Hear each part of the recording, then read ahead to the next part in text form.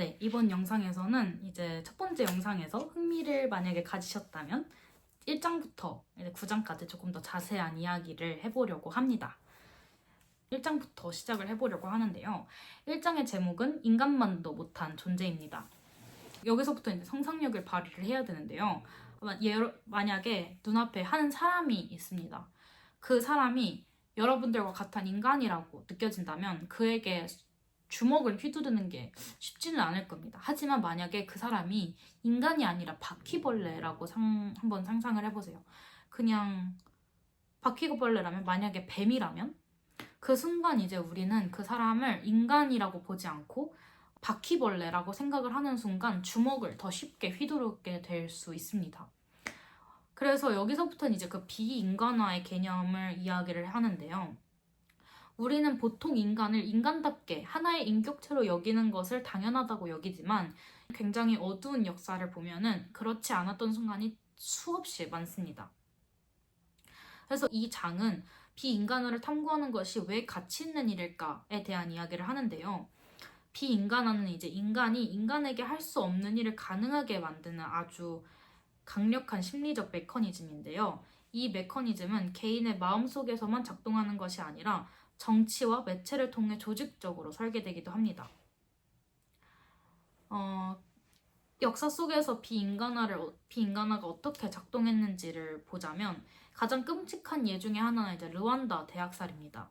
1994년 르완다 정부는 굉장히 최근이죠. 르완다 정부는 라디오 방송을 통해서 투치족과 참고로 후투족이 있는데 투치족을 반복적으로 바퀴벌레라고 불러왔습니다.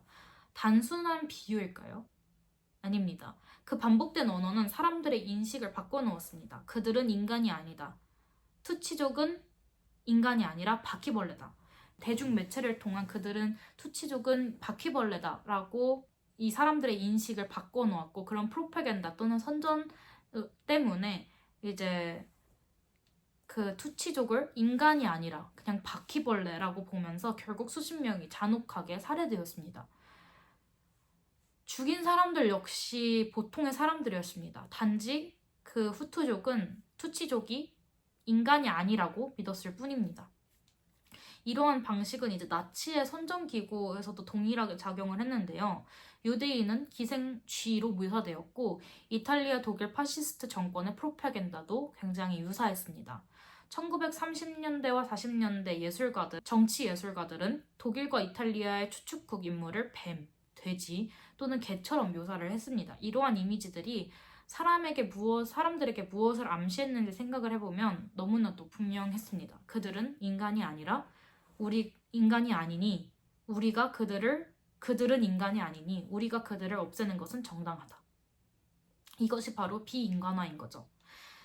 이쯤에서 한번 되짚어보자면 프로파간다는 비인간화를 자극합니다. 비인간화는 혐오를 자라게 하고 혐오는 또 다시 다른 프로파간다를 만들어냅니다.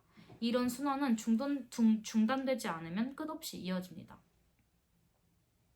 그래서 이 저자가 이야기하는 비인간화를 탐구하는 것이 왜 의미가 있는가를 생각을 해보면 오늘날 우리가 소비하는 뉴스, 영화, 드라마, 밈, 심지어 SNS 게시물 속에서도 비인간화의 조각들이 숨어 있습니다. 예를 들면 우리는 어떤 사람들에게 충이라는 단어를 붙이면서 정시충, 맘충 이런 식으로 그들을 인간이 아니라 하나의 곤충처럼 비유를 하고 있는 것도 비인간화의 하나의 예시라고 볼 수 있죠.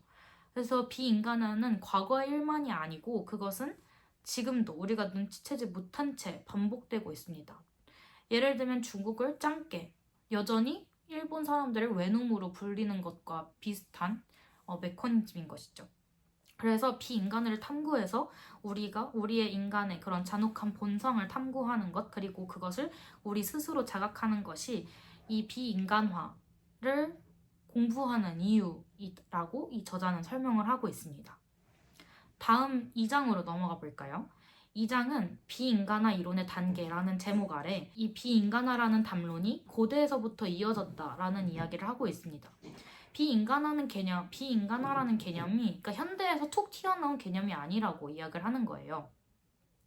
그래서 수천 년 전부터 고대에서부터 인간은 끊임없이 무엇이 인간인가를 묻고 동시에 누구는 인간이 아닌가를 인간 안에서 우리 종 안에서 구분해 왔습니다. 그래서 이번 장에서는 그 오랜 역사 속에서 비인간화가 어떻게 사유되고 정당화되었는지 고대부터 현재까지 시간의 흐름에 따라서 살펴보도록 하겠습니다. 고대의 대표적인 철학자는 아리스토텔레스인데요. 고대 그리스 철학자 아리스토텔레스는 이렇게 말했습니다. 날개는 날기 위해 존재한다. 마찬가지로 인간은 이성적으로 사고하기 위해 존재한다. 그래서 그는 이 주장을 바탕으로 이성이 없는 사람은 인간이 아니다 라고 주장을 했습니다. 그 결과는 무엇이었을까요? 그는 이제 야만인, 즉 그리스 밖의 사람들은 기초적인 사고 능력밖에 없다고 보고 그들을 타고난 노예로 간주했습니다. 그래서 이성이 없는 사람들은 이성이 없다고 판단되는 노예 또는 우리가 부려먹어도 되는 야만인이라고 비인간화한 것이죠. 그리고 만약에 그 이성이 없다고 판단되는 야만인들이 저항한다면 그들을 전쟁을 통해서라도 제압하고 굴복시켜야 된다라고 주장을 했습니다. 소름 끼치게도 그리고 아리스토텔레스는 그것을 사냥에 비유를 했다고 합니다. 그래서 이 아리스토텔레스의 사상은 단순히 고대에 머물지 않고 중세 이슬람 사상가들에게도 전파가 되었는데 당시 이 중세 이슬람 사상가들은 아리스토텔레스의 사상을 바탕으로 사하라를 건너는 노예무역을 정당화했고요. 기독교 신자들은 신앙이 없는 이들을 하위 존재로 간주하는 논리를 만들었습니다. 또 다른 고대 사상가는 바로 보에티우스인데요. 보에티우스는 한 발 더 나아가서 그는 인간은 본질을 잃어버릴 수 있다. 즉 인간으로 태어났다고 해서 항상 인간일 수는 없다라고 주장을 했다고 합니다. 그래서 이 생각은 도덕적 타락은 바로 비인간화, 중세의 세계관으로 이어지게 됩니다. 다음으로 이제 중세, 비인간화 살펴보면 중세에서는 죄는 인간을 짐승으로 만든다라고 이야기를 합니다. 중세 사회에서 비인간화는 종교적 윤리와 결합을 한 것인데요. 인간이 죄를 짓게 되면 단지 나쁜 사람인 것이 아니라 인간 이하로 전락되게 됐다는 것이죠. 그래서 이슬람 경전인 코란에서는 인간이 짐승이 되는 장면이 등장을 하는데 그 대상은 거의 예외 없이 유대인이었다고 합니다. 이는 훗날 종교전쟁, 인종차별로 이어지는 인식의 뿌리를 형성했다고 하죠. 그리고 그 다음 세대로 넘어가 볼까요? 계몽주의 시대로 넘어가 보도록 하겠습니다. 계몽주의 시대의 대표적인 사상가는 데이비드 휴민인데요. 계몽주의에 들어서서 이제 비인간화의 논의는 철학적으로 더 정교해지게 됩니다. 데이비드 휴는 도덕성을 감정의 문제로 보았습니다.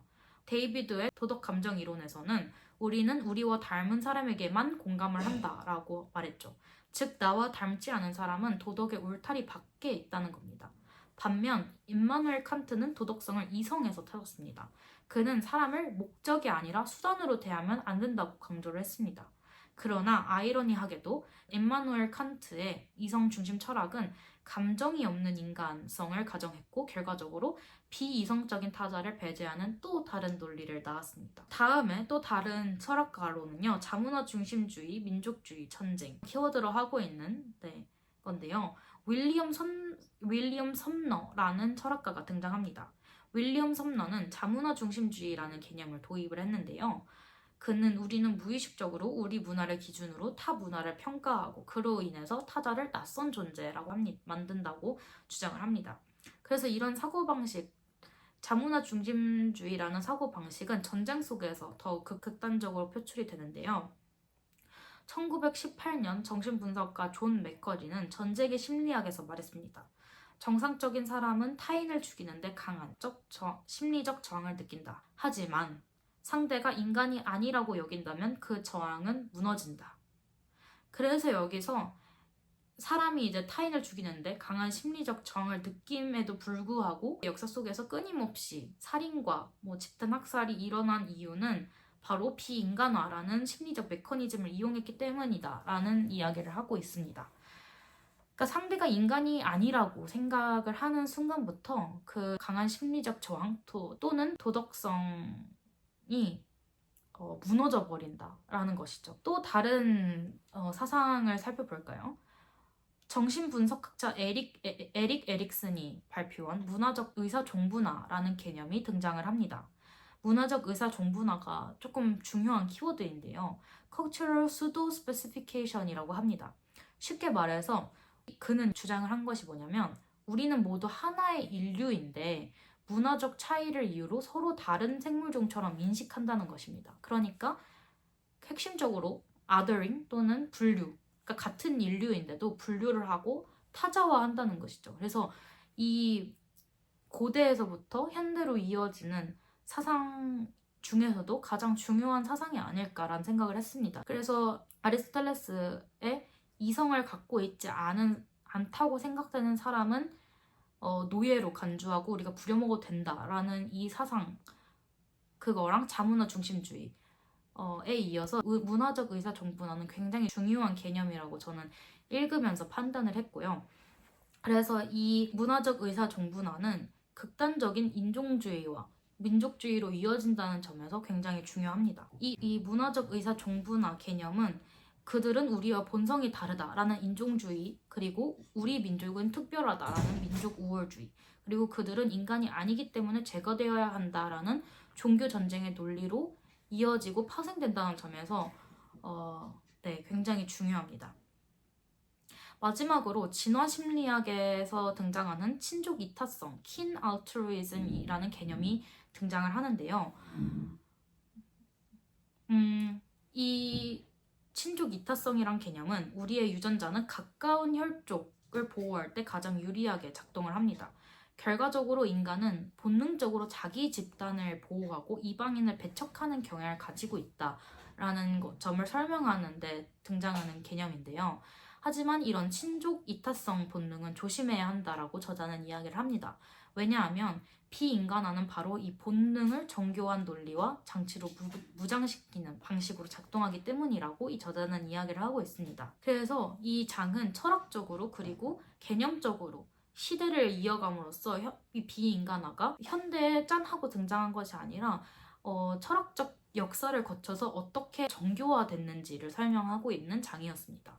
그래서 등장한 개념이 고대에 이어진 아리스토텔레스의 이성으로 사람을 나누는 것부터 시작을 해서 문화적 의사 정분화, 그리고 친족 이타성 등의 그런 개념과 논리를 통해서 어떻게 같은 인간인데도 같은 인간 안에서 분류하고 타자화했는지 이야기를 하고 있는 장이었습니다. 이제 3장으로 한번 넘어가 볼까요? 3장은 칼리반의 후손들이라는 제목을 가지고 있습니다. 그래서 이 3장에 칼리반의 후손들을 함께 이야기를 해보면서 식민 지배 아래에 인간이 어떻게 비인간화 되었는가, 그리고 그 과정에서 언어가 어떤 역할을 했는가를 살펴보도록 하겠습니다.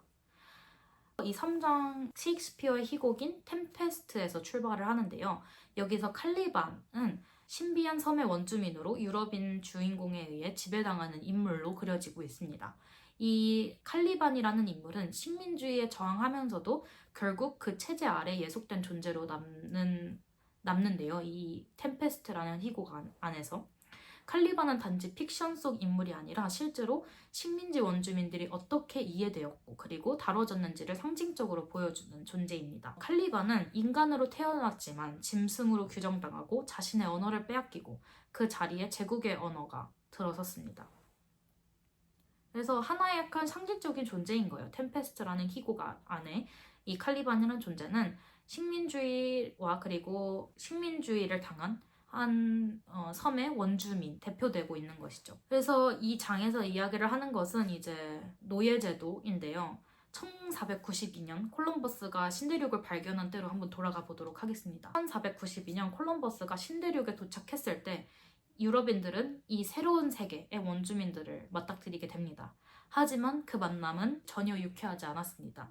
그 만남은 곧 인간성의 말살과 대규모 학살로 이어졌습니다. 근데 이제 이 상황에서, 이 역사 속에서 모두가 이 식민주의와 노예제도를 옹호한 것은 아니었는데요. 그 안에서도 이제 반대하는 사람들이 있었죠. 1511년 도미니코의 수도사 안토니오 데 몬테시노스와 바르톨로메 데 라스 카사스는 외쳤습니다. 원주민도 우리와 같은 인간입니다. 라고요. 그러니까 이런 주장을 펼쳤다는 것 자체가, 원주민도 우리와 같은 인간입니다 라는 주장을 펼쳤다는 것 자체가 당시 원주민들은 같은 인간으로 인식되고 있지 않았다는 것을 보여주는 반증이기도 하죠. 그러니까 원주민들은 비인간화되어서 짐승처럼 여겨졌습니다. 그러나 이제 이들은 곧 묵살당하는데요. 반대 의견을 냈던 후안 히네스 대 세풀베다는 아리스토텔레스의 사상을 끌어들입니다. 그러면서 이 원주민들은 지배받기 위해 태어난 열등한 존재, 이성을 갖고 있지 않은 존재라는 식으로 주장을 펼쳤습니다. 그는 말합니다. 스페인인과 원주민의 차이는 인간과 원숭이의 차이만큼 크다라고요. 결국 철학이 학살을 정당화하는 도구가 되었던 것입니다. 원주민은 언어를 구사하지만 스페인 에스파뇰의 언어와 다르다는 이유만으로 그냥 그들의 언어는 더 열등한 언어라고 여겨졌으며 원주민들은 말하는 짐승으로 간주되었고 아담과 이브의 후손이 아니라 대홍수 이후 잔해에서 태어난 존재로 상상되었습니다. 그러니까 정말 말도 안 되는 사상과 주장을 가지고 식민주의와 노예제도를 비겁하게 정당화하고 합리화했던 거죠. 네, 그래서 원주민들은 인간 계보 바깥에 있는 이질적인 존재로 간주를 했습니다. 그래서 이 저자가 여기서 이야기를 하는 개념 중 하나가 뭐냐면 존재의 대사슬인데요. 존재의 대사슬 안에서 인간이 있고 그 인간과 침팬지 또는 원숭이 사이에 원주민과 흑인이 있다고 개념화하고 주장을 했던 것입니다. 정말 비겁한 합리화인 거죠. 말도 안 되는 합리화. 그리고 이제 이 스페인이 신대륙을 발견한 100년 후 북아메리카에서 영국 정착민들과 원주민 사이에도 똑같은 일이 반복이 됩니다. 미국 독립혁명이 벌어질 때쯤에 원주민들은 구리색 벌레로 묘사되었고 심지어는 지상에서 한 쌍도 남지 않을 때까지 학살해야 된다라는 말까지 나왔습니다. 그러니까 영국 정착민들은 원주민들을 같은 인간으로 보지 않고 비인간화해서 벌레로 보았다는 것이죠. 19세기 중반에는 또 미국 남서부의 아파치 원주민들을 대상으로 조직적인 말살 전쟁이 벌어졌습니다. 판사 조지프 프렛 앨런은 정착민들이 아파치 주민 5명을 죽이고 그 두개골을 가죽 공예에 이용했다는 기록을 남깁니다. 그래서 또 다른 목격자 진술에 의하면 1867년 미 육군 장관은 아파치 전투를 전투라기보다는 야생동물을 사냥하는 것이라고 묘사를 합니다. 당시 원주민들은 그냥 더 이상 인간이 아니라 사냥감이었던 것이죠. 그러니까 이게 그들을 죽일 수 있었던 비인간화라는 심리적 메커니즘이었던 겁니다. 그들을 더 이상 인간으로 보지 않는 순간 그들을 죽이고 사냥하고 하는 것이 우리의 인간의 심리적으로 이 저항을 무너뜨린다는 것이죠. 여기서 우리는 이제 질문을 하게 되는데요. 우리는 누구를 비인간화할 때 머릿속에서 무슨 일이 벌어질까? 그래서 저자는 여기에서 심리학자 닉 하슬람의 주장을 가져오는데요. 닉 하슬람은 인간성을 2가지로 나눕니다. 첫 번째는 고유한 인간성이고 두 번째는 전형적인 인간성인데요. 고유한 인간성은 언어, 도덕성처럼 인간만이 가진 능력을 이야기를 하고 전형적인 인간성은 따뜻함, 감정, 사회적 유대 같은 인간의 공통적인 속성을 이야기를 합니다. 이 닉 하슬람에 따르면요. 누군가를 인간 이하로 인식할 때 우리는 그에게서 이 둘 중 하나 혹은 둘 다를 박탈해버립니다. 그래서 감정이 없고 차가우며 무기력한 존재를 만들거나 고유한 인간성을 뺏어서 말할 수 없고 생각하지 못하는 동물로 만들거나요. 우리의 상상력을 발휘한다는 것이죠. 닉 하슬람의 주장에 이어서 자연종이라는 개념이 등장을 하는데요. 우리는 종종 인간을 고유한 무엇이라고 상상합니다. 예를 들어 금은 원자번호 79라는 자연종을 갖춰야 금인데요. 아무리 금처럼 보이고 작동해도 그 수치를 갖지 않으면 진짜 금이 아니죠. 그러니까 이게 되게 철학적인 이야기인데요. 정말 인간은 인간으로 정의하고 규정짓는 것은 무엇인가라는 굉장히 철학적인 이야기를 하고 있습니다. 그러니까 이 저자가 철학자인데요. 여기에서 뭔가 그 철학적 이야기들이 굉장히 많이 등장을 합니다.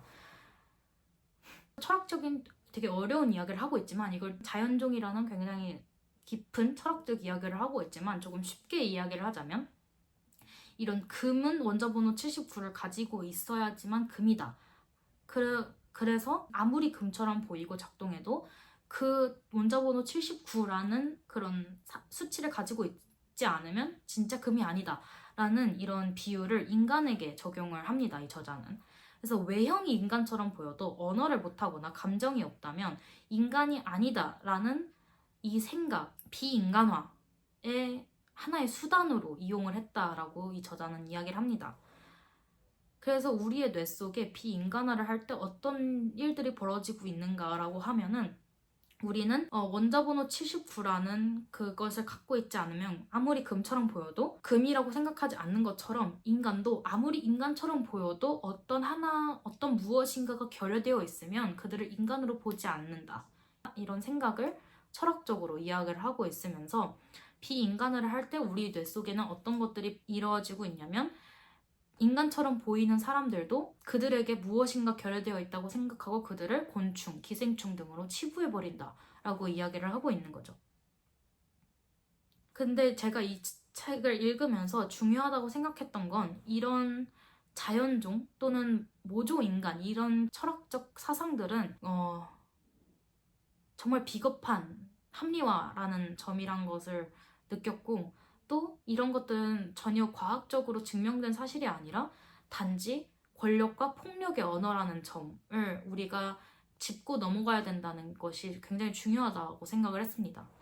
우리가 인간이란 걸 정의를 할 때 그 정의는 정말 필요에 의해서 과학적으로 정의하고 싶다는 게 아니라 이 비인간화라는 담론 안에서는 누구를 배제하고 싶은가, 누구를 배제하고 누구를 하등하게 여겨서 우리가 이것을 어떻게 전쟁이나 아니면 정치적 이념으로 이용하고 싶은가라는 욕망과 맞닿아 있구나를 느꼈습니다. 그래서 이 칼리반의 후손들이라는 장은 무엇을 이야기를 하고 있냐면 우리가 인간이라고 부르지 않는 것들은 왜 그렇게 규정되었는가 질문으로 던지면서 이 질문에 대한 답을 해나가면서 이 질문은 단순히 과거의 식민주의에 대한 성찰이 아니라 우리가 오늘날 타인을 어떻게 인식하고 말하는지 그 언어가 어떤 폭력을 낳고 있는지를 되돌아보게 만듭니다. 인간이란 무엇인가? 그리고 우리는 누구에게 그 호칭을 허락하고 누구에게는 빼앗고 있는가? 라는 질문을 마음에 품고 다음 장인 4장으로 넘어가 보도록 하겠습니다. 이 4장의 제목은 적개심의 수사학인데요. 이 장에서는 인간이 어떻게 인간성을 잃을 수 있었는가, 그리고 어떻게 언어와 수사학, 문화가 집단적으로 폭력과 학살을 가능하게 만들었는지를 이야기를 해보도록 하겠습니다. 먼저 수사학이라는 개념에서부터 시작을 해볼게요. 수사학은 그리스 철학자 아리스토텔레스 이후에 사람을 설득하는 언어 기술로 발전을 했습니다. 원래 수사라는 말은 말과 글을 아름답게 꾸미는 기술을 의미했지만 문제는 이 기술이 꼭 선한 목적을 위해서만 사용되지 않았다는 것입니다. 오히려 이 수사학은 다른 사람들을 조종하거나 비인간화하기 위해서도 충분히 동원될 수 있었던 도구였다는 점이죠. 그래서 이번에는 이 수사학이 어떻게 비인간화를 위해 이용됐는지에 대한 이야기를 해보도록 하겠습니다. 자, 이제 질문을 하나 던져보도록 하겠습니다. 우리가 고도로 사회화되고 협력적인 존재라면 어떻게 이렇게 잔혹한 일들이 벌어질 수 있었을까요? 여기에서 중요한 건 개념적 상상력입니다.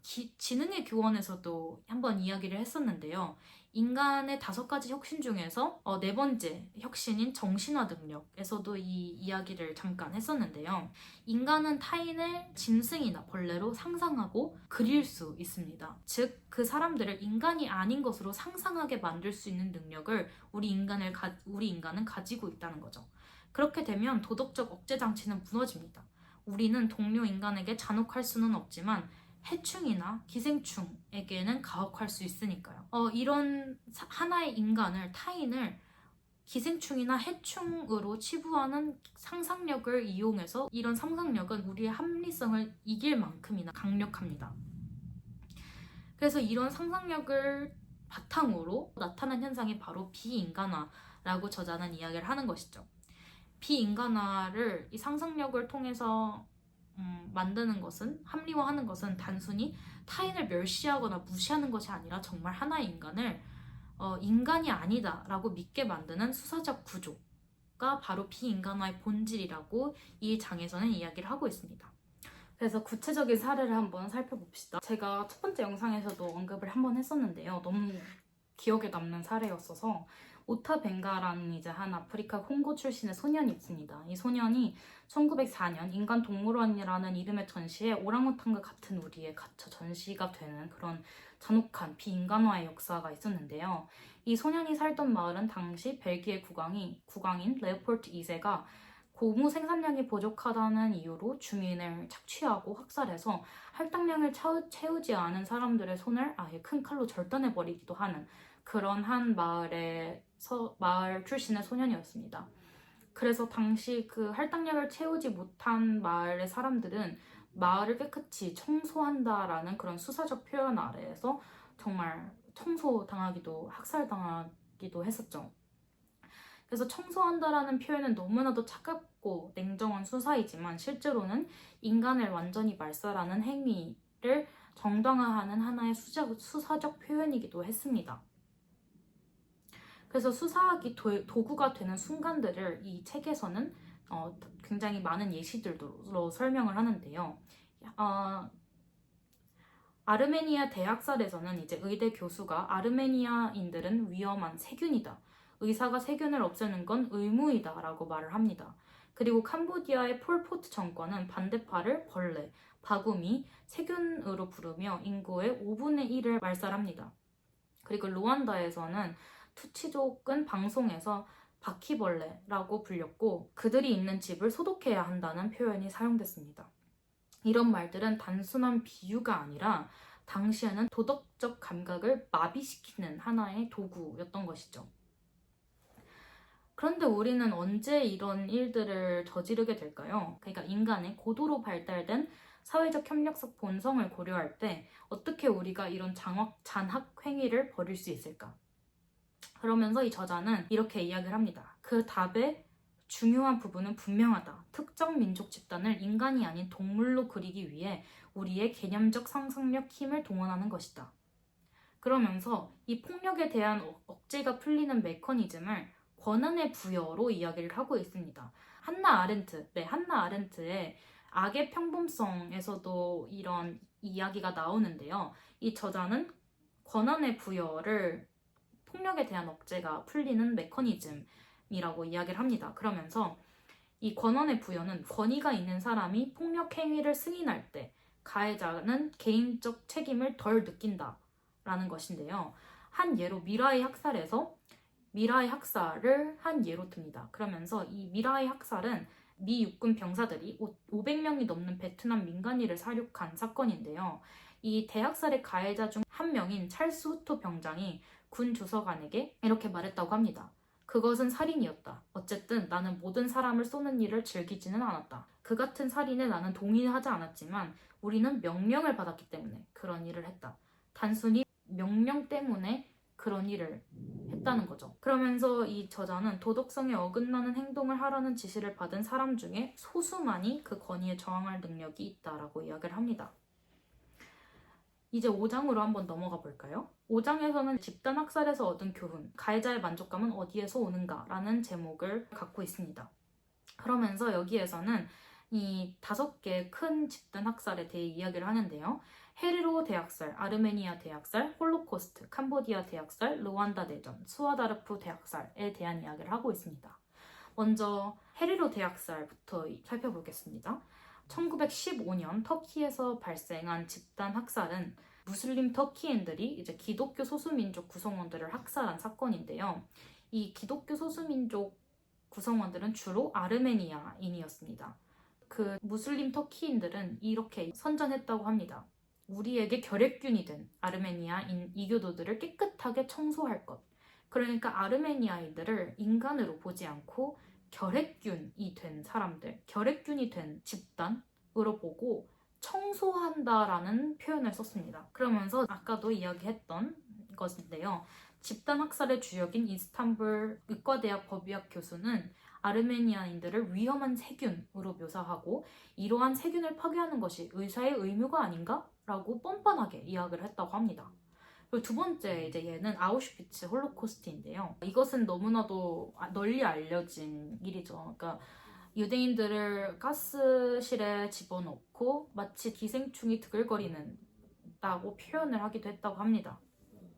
그리고 세 번째 사례는 바로 캄보디아의 집단 학살인데요. 1970년대에 이루어진 이 캄보디아에서의 일어난 집단 학살은 폴포트라는 이제 독재자가 일으킨 사건이었습니다. 그래서 이 폴포트는 1975년 봄에 정권을 장악하고 캄보디아 인구의 약 5분의 1을 말살한 굉장히 극악무도한 엄청나게 잔인한 독재자입니다. 인종청소 프로그램을 통해서 이 캄보디아 인구의 약 5분의 1을 말살했다고 해요. 그러면서 이 적을 벌레, 세균, 흰개미 또는 바구미라고 표현을 하면서 캄보디아 내 베트남 민족을 청소하라고 명령했다고 합니다. 캄보디아는 모든 외국인의 영향력이 제거된 크메르의 나라가 되어야 한다라고 이야기를 했고, 심지어 당시 이 사건에서 가해자들이 한 남자를 도끼로 살해한 후에 가슴을 열고 간을 꺼내 돼지기름으로 튀겨서 술과 먹었다고 합니다. 너무나도 잔인하죠. 당시 당 슬로건은 병든 요소의 정화, 치명적 감염의 근절이었다고 합니다. 네. 그리고 이들의 모토는 마오쩌둥의 대약진 운동인데요. 당시 이 마오쩌둥의 대약진 운동에서는 체포한 사람들을 가두는 구금시설을 외양간이라고 불렀다고 합니다. 그러니까 외양간은 보통 가축들의 우리잖아요. 근데 이 사람들을 가두는 구금시설이 구치소 또는 감옥이라고 불리지도 않고 그냥 외양간이라는 이름을 붙였다는 것 자체에서 얼마나 그 사람들을 비인간화했는지 보여지는 대목이었습니다. 그리고 네 번째, 루안다 대학살인데요. 1994년에 이루어졌고 투치족 대 후투족의 민족적 분쟁이었습니다. 루안다에서 가장 큰 두 집단인데요. 그 투치족과 후투족은 역사적으로 오래된 긴장관계에 있었다고 합니다. 투치족은 목축민이었고 후투족은 농업 기반의 민족으로 후투족이 투치족에 비해 낮은 위치에 있었는데요.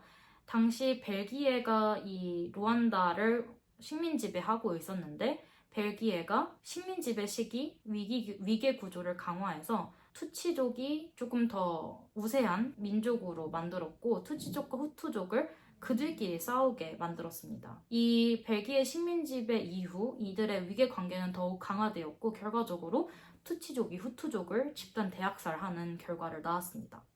마지막 집단 대학살은 수단의 다르푸르 지역인데요. 여기서는 이제 강력한 아랍의 소수민족과 주르그, 그래서 이들도 루안다 학살과 비슷하게 민족 집단 사이의 갈등이었고 이들도 아랍의 소수민족이 주르그 사람들을 개와 돼지로 비인간화하면서 이 집단 학살을 합리화했었다고 합니다. 다음 장인 6장은 이제 인종주의가 얼마나 비인간화의 촉매제가 되었는지를 설명한 장이고요. 이 장은 간략하게 넘어가도록 하고 7장에 대한 설명을 하도록 하겠습니다. 우리는 종종 동물도 전쟁을 한다라는 말을 듣곤 합니다. 침팬지가 무리를 이루어 싸우고 개미들이 군체를 이루어 다른 군체를 공격하는 모습을 보면 그런 말이 쉽게 나올 수도 있겠죠. 하지만 여기서 질문 하나 드리겠습니다. 그것을 정말 전쟁이라고 부를 수 있을까요? 개미들과 침팬지들의 동족 간 살해 행위를 전쟁으로 부를 수 있을까요? 이 장에서 저자는 우리가 흔히 말하는 전쟁과 동물의 공격성은 본질적으로 다르다라고 말합니다. 전쟁은 인간만이 할 수 있습니다. 왜냐고요? 인간만이 의도를 가지고 개념적으로 타인을 분류하며 자신의 행동을 반성할 수 있기 때문입니다. 침팬지를 한번 보자면요. 그들은 분열, 융합의 공동체에서 살아갑니다. 낮에는 뿔뿔이 흩어져 먹이를 찾고 밤이 되면 다시 모이죠. 이런 방식은 다른 공동체와의 충돌 가능성을 높입니다. 충돌이 발생하면 수컷들이 조직적으로 다른 침팬지를 죽이기도 합니다. 이를 두고 침팬지의 전쟁이라고 부르죠. 하지만 저자는 무엇이 다르냐라고 이야기를 할 때 이 침팬지들의 공격은 계획된 침략이라기보다는 즉흥적인 행동의 연속이라고 이야기를 합니다. 그와 반면에 인간의 전쟁은 즉흥적이지 않고 문화적이고 개념적이다라고 이야기를 하면서 이 침팬지들과 인간의 전쟁은 본질적으로 다르고 인간만이 잔혹성을 가진 동물이라고 이야기를 하는 것이죠. 그래서 예를 들어서 남아프리카의 야노마메족은 전쟁을 벌이기 전에 복잡한 신념과 전통, 규칙에 따라 철저히 준비를 한다고 합니다. 그 야노마메족의 예를 들면서 이 침팬지들의 폭력은 즉흥적이지만 인간의 전쟁은 문화적이고 개념적이다. 그러므로 인간만이 전쟁을 하고 전쟁은 인간들만의 전유물이다 라고 주장을 하는 것이죠. 그래서 동물의 공격성은 생존을 위한 반응이지만 인간의 잔혹함은 생각하고 평가하고 실행에 옮기는 과정 속에서 발생을 하므로 잔인함은 개념이고 따라서 인간만이 할 수 있다. 인간만이 잔인할 수 있다라고 이야기를 합니다. 이쯤에서 한 가지 개념적 분류를 소개를 하고 넘어가고 싶은데요. 이 장에서도 나온 중요한 키워드 중 하나입니다. 인간은 세상을 이해할 때 다음과 같은 개념의 칭의를 사용합니다. 먼저 서술적 개념, 그리고 평가적 개념, 그 다음에 세 번째 두꺼운 개념인데요. 서술적 개념은 빨갛다, 크다, 거칠다 등의 사물적 속성을 기술합니다. 그리고 평가적 개념은 좋다, 나쁘다, 훌륭하다 등의 가치 판단이 개입되는 개념입니다. 그리고 마지막으로 세 번째 두꺼운 개념은요. 잔인하다, 비열하다, 정직하다 등 설명과 동시에 평가가 들어간 개념입니다. 그러니까 서술적 그리고 평가적 개념이 융합된 개념인 거죠. 여기에서 잔인하다라는 말은 두꺼운 개념에 포함되는 개념으로서 단순히 행동을 묘사하는 것이 아니라 그것은 잔인하다라고 말하는 순간 그 행동이 도덕적으로 옳지 않다라는 비난의 의미를 포함합니다. 그래서 결론을 이야기를 하자면 인간은 왜 잔인해지는가에 대한 이야기를 해보자면 결국 인간의 잔인함은 진화적 본성만으로 설명되지는 않습니다. 잔인함은 우리가 타인을 어떻게 인식하느냐, 어떤 개념을 공유하느냐, 그리고 그 개념이 얼마나 사회적으로 구조화되어 있는가에 달려 있습니다. 침팬지는 타인의 고통을 계산하지 않지만 인간은 타인의 고통을 계산하고도 그 고통을 바로 그 이유 때문에 가할 수 있습니다. 그때 우리는 잔인하다고 부르는 것이죠. 그것이 인간만이 잔인하다 이야기할 수 있는 이유라고 이 저자는 이야기하고 있습니다. 그래서 이 7장에서의 주장을 요약을 하자면 인간만이 잔인하다고 이야기할 수 있고 전쟁은 인간의 소유물이다 라고 이야기를 하고 있는 거죠. 이제 8장으로 넘어가 보도록 하겠습니다. 이 8장에서는 인간 내면의 양면성, 특히 살인 행위에 대한 이중적인 감정을 이야기를 하고 있는데요. 인간은 살인을 혐오하면서도 그 동시에 그에 매혹된다라는 그런 끔찍한, 어떻게 보면 조금 너무나도 끔찍한 이야기를 하고 있는 장입니다. 전쟁터에서 살인이라는 행위는 대다수의 사람들에게 끔찍하고 역겨운 개념인데요. 실제로 군인들이 전장에서 겪는 PTSD, 외상후 스트레스 장애는 살인이라는 행위가 얼마나 인간에게 큰 스트레스를 주는지 그리고 인간의 내면을 얼마나 파괴할 수 있는지 보여주는 한 가지 예시죠. 그런데 놀랍게도 어떤 사람들은 살인을 할 때 환호나 기쁨을 느낀다고 합니다.